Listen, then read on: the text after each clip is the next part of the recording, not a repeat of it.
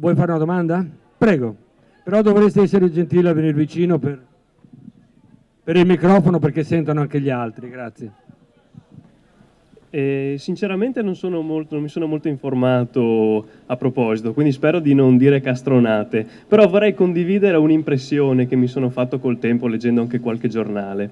Oltre a questi motivi, che sono motivi legati ai diritti e ai principi, che sono motivi molto forti, mi sembra che ce ne sia un altro che spinge a contrastare questa proposta. E mi sembra che questa proposta di privatizzare l'acqua che poi si sta concretizzando poi anche appunto a livello legislativo, mi sembra che ci sia appunto l'operazione sotto di svendere, di fare un bel pacchettino con il fiocco, di svendere quelli che sono dei diritti, come si può dire, dei sorta di diritti di tassazione. Cioè, e nel momento in cui l'acqua è pubblica, o almeno in parte pubblica, anche nel momento in cui si fanno dei guadagni su quest'acqua, i guadagni sono anche ritornano in parte pubblici, sono una sorta di tassazione, no? Questa tassazione però in questo modo viene spostata, cioè si fa un pacchettino, questa tassazione viene data ai privati che possono beneficiare di questo diritto di tassazione senza ovviamente poi dover stare ai principi di libera concorrenza, perché la libera concorrenza è appunto applicabile a merci che si applicano a libera concorrenza, a magliette, t-shirt, microchip, a qualcosa che appunto che per la sua intima natura può essere sottoposto alle leggi di concorrenza, non all'acqua in cui l'acqua che appunto come un po' come le autostrade, no? Quei servizi lì, anche i servizi appunto generali, è difficilmente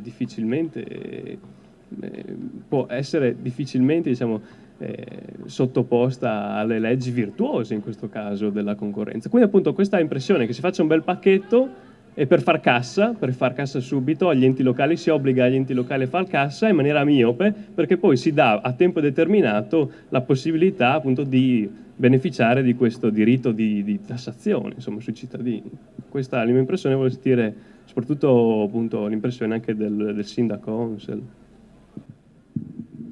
Ritengo che l'osservazione sia più che legittima, considerato anche esempi che sono già partiti, per esempio, tantissimi anni fa in Francia, dopo 35 anni stanno facendo marcia indietro, Parigi, Grenoble, eccetera, c'è tutta una ritorno al pubblico rispetto a quello che era stato una situazione nata 35 anni fa, adesso si sono resi conto che deve tornare al pubblico. Desiderava aggiungere qualcosa? Guardi, non glielo faccio venire in mente quest'idea, cioè è chiaro che lei ha posto l'accento su un rischio, indubbiamente, è chiaro che è un'operazione molto simile.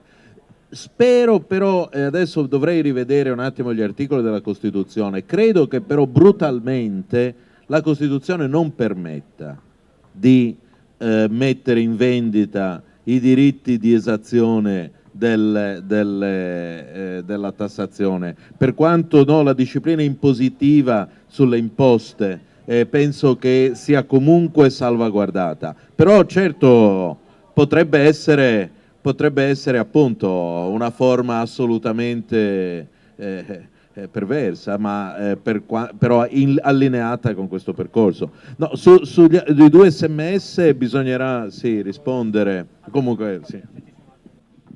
Ci sono altre persone che desiderano fare delle domande dirette?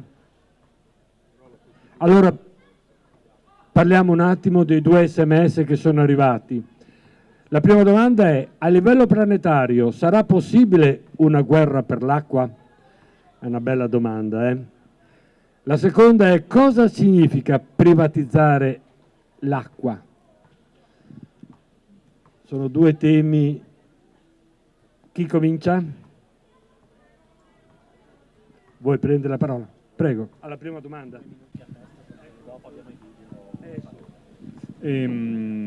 Una guerra dell'acqua è assolutamente possibile ed è uno dei scenari catastrofici che purtroppo abbiamo di fronte.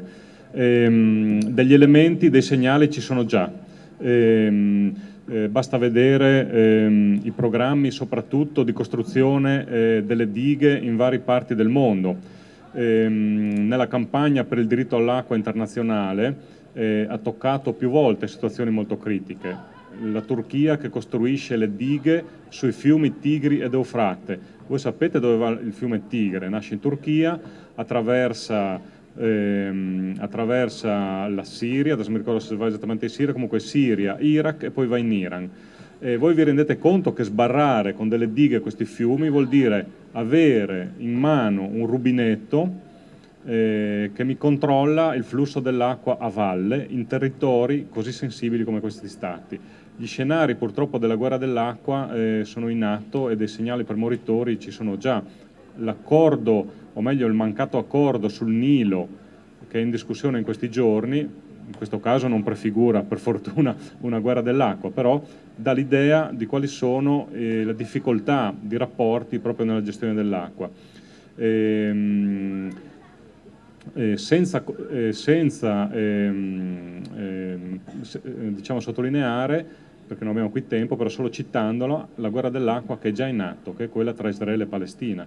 Il diritto all'acqua negato ai palestinesi è un atto di fatto di guerra, e anticipo qui che sarà oggetto proprio della carovana per l'acqua in Palestina che sarà organizzata il prossimo anno, anche organizzata appunto dalla rete dei movimenti internazionali, proprio per tentare di scongiurare una guerra per l'acqua.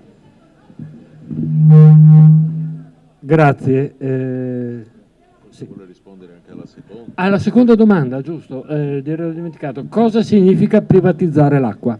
Sì, forse diciamo nel corso degli interventi forse è già stata data perlomeno una parziale risposta.